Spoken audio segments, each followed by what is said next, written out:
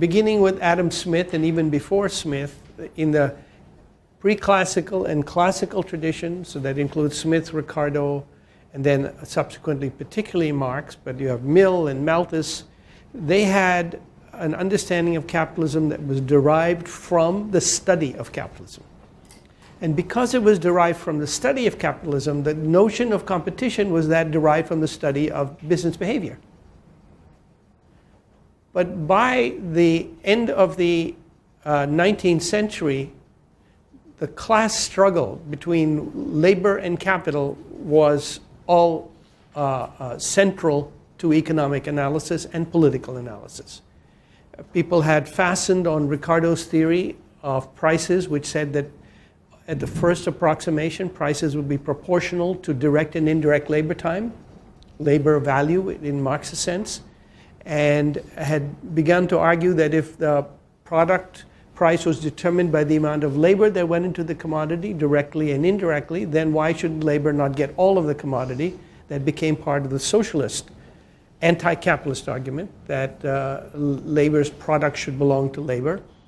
And so therefore it became central to try to develop a vision of capitalism in which there was no such thing as exploitation and no such thing as conflict.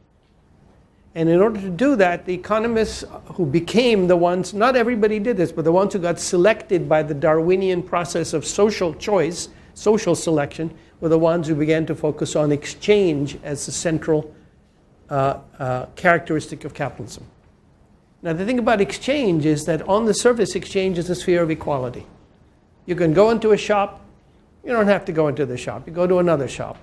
The shop doesn't have to sell to you. Well, now you do, unless you live in Tennessee or something. But you have to sell to your customer. Your customer can buy from you, can choose from any. So therefore, it's a sphere of equality on the surface.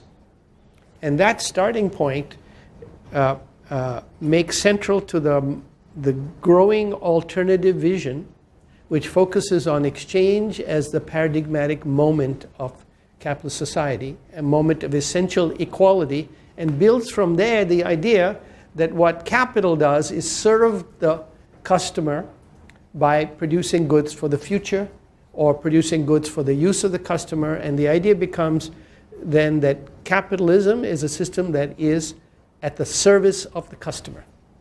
So the whole classical notion of class, of a ruling class of capital and capitalist and landlord, and a subordinate class of labor and a peasantry before that, all of that gets replaced by the idea that in exchange anybody can be on either side.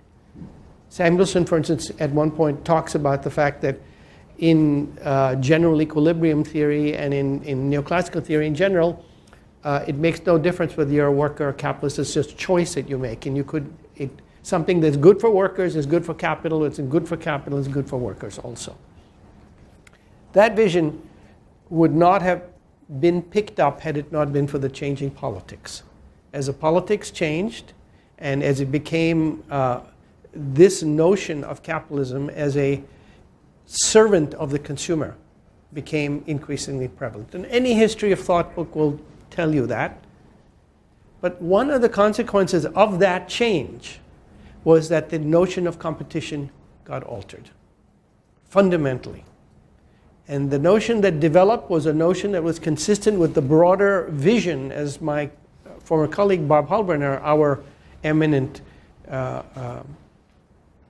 colleague in the department, Robert Halberner, used to say, this is in that vision of equality and service, the firm becomes a servant of the consumer, and therefore competition becomes a means by which the firm is made this servant.